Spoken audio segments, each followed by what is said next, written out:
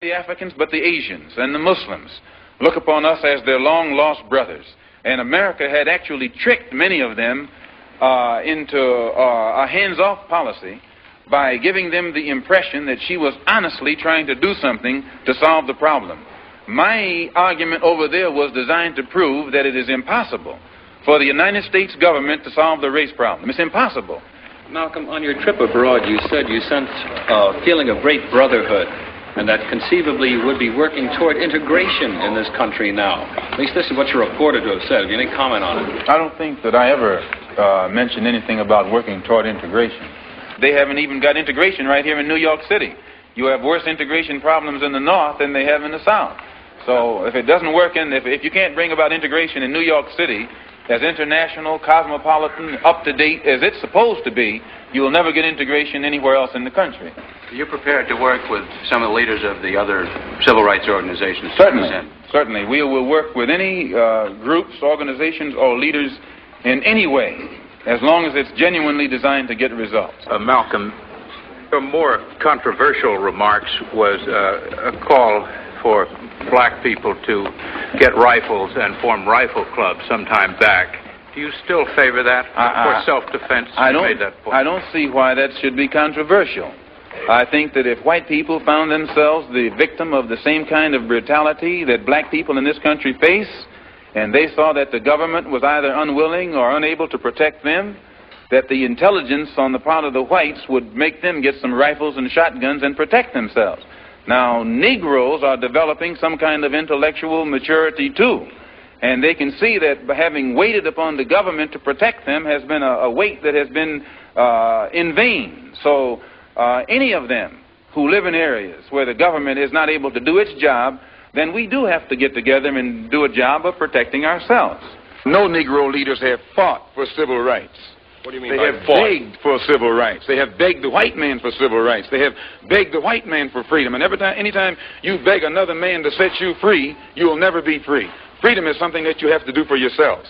And until the American Negro lets the white man know that we are really, really ready and willing to pay the price that is necessary for freedom, our people will always be walking around here second-class citizens, or what you call 20th century slaves. What price are you talking about, sir? The price of freedom is death. I hope I haven't put anybody on the spot. I'm not intending to try and stir you up and make you do something that you wouldn't have done anyway.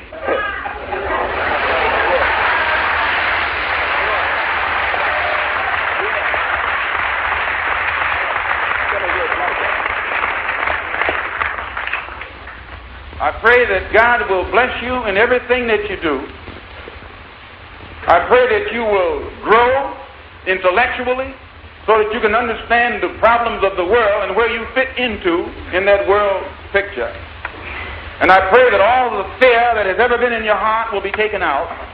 And when you look at that man, if you know he's nothing but a coward, you won't fear him. If he wasn't a coward, he wouldn't gang up on you. He wouldn't need to sneak around here.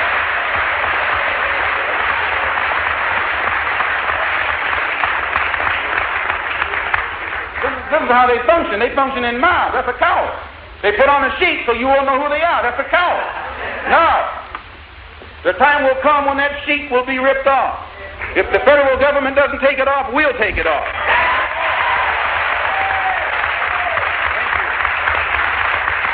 I think you'll find that if Negroes ever have to resort to any kind of physical action to defend themselves, many white people will be on the side of Negroes. Many white people are fed up with what the Negroes suffer. And this is what I had to become aware of on my pilgrimage to Mecca. I could see then that there are many white people in this country who will side with the Negro in whatever he has to do to protect himself. But that's a considerable change of opinion in Malcolm X. No, today I'm speaking for myself.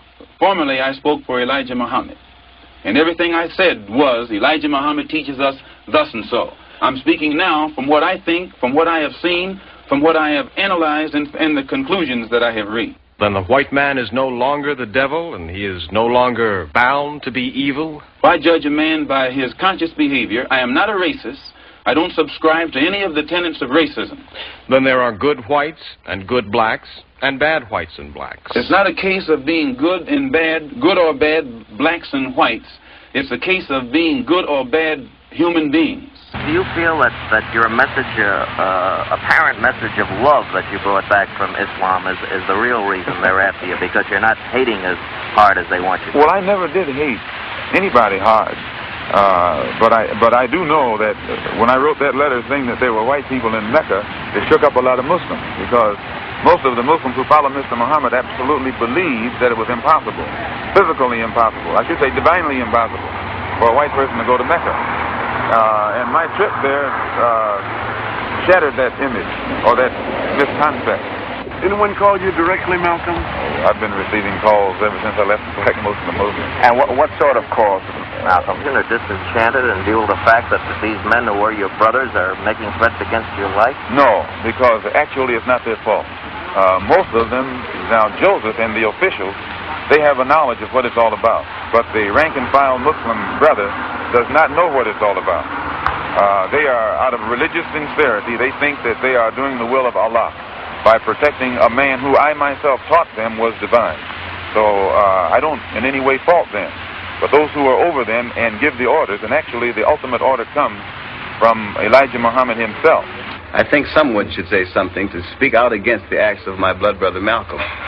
Since I'm one of those who brought my brother Malcolm to Islam, I'm taking this task on myself.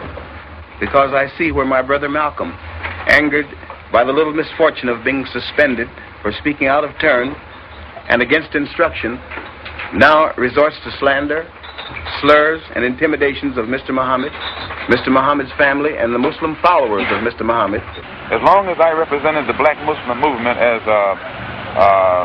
an example of morality, unity, and militancy, as long as I could do that, I represented it. Because now I see my brother pursue a dangerous course.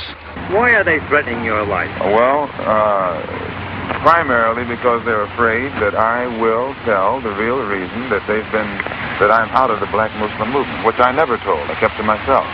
But the real reason is that Elijah Muhammad, the head of the movement, is the father of 8 children by 6 different teenage girls, 6 different teenage girls who were his private personal secretary. The one who first made me aware of this was Wallace Muhammad, Mr. Muhammad's son. Because I am aware of the great mental illness which besets, unfortunately, many in America, and which besetted my mother, whom I love, and many of my other brothers, and which now may have taken another victim, my brother Malcolm. And I had stated in a newspaper article about an effort to take my life back in January, and at that time the Muslims denied it. In fact, they tried to make it appear to my brother that I was insane. But on a program in Chicago called Hotline, that's moderated by Wesley South, John Ali, the national secretary, admitted, I think it was Wednesday or Thursday, one of these days last week, that they absolutely were going to kill me. What steps will you take to protect yourself from this threat? I take no steps. I have a rifle. If anybody comes to my house without a good reason, I intend to try and use it, and that's all. These threats, are you concerned about your own life right now? No, I don't worry. I'll tell you, I'm a man who believed that I died 20 years ago, and I live like a man who is dead already. I have no fear whatsoever of anybody or anything. This is Leon Amir, who was Cassius Clay's secretary, whom they beat unmercifully up in Boston. I was attacked by them in Boston on December the 25th. In the lobby, the hotel lobby of the Sherry Biltmore Hotel, and they're still after me. And it was he who heard Elijah Muhammad Jr. come to New York when Elijah Muhammad was at the Armory in June of last year. Jr. stood up and told the fruit, many of whom are here now also, that I should have been killed, that my tongue should have been put in an envelope and sent back to Chicago by now. And then Clarence, the captain from Boston, and John, the captain from Springfield, came to New York to assassinate me, and came to him to get a silencer, and couldn't get it. So the police know this. It's not something that's new. They just wait until the job is done, and then they step in. You mean he was going to kill you? Oh, yes. One of them was, an attempt was made to get one of them to wire my car with an explosive. That one is with me right now. Are you not perhaps afraid of what might happen to you as a result of making these revelations? Oh, yes. I probably am a dead man already. I wanted you to know that my house was bombed. It was bombed by the Black Muslim movement upon the orders